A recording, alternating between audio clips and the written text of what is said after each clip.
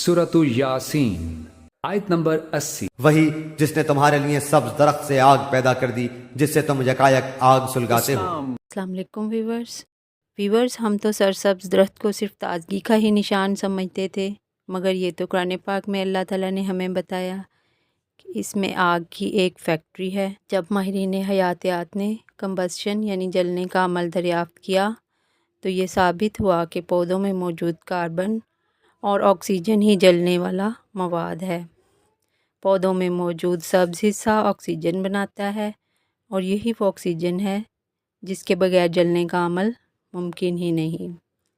یہ اللہ تعالیٰ ہی ہے جو پودوں کے ذریعے آگ یعنی آکسیجن پیدا کرتا ہے جو جلتی ہے۔ تو تم اپنے پروردگار کی کون کون سی نعمت کو جھٹلاؤ گے؟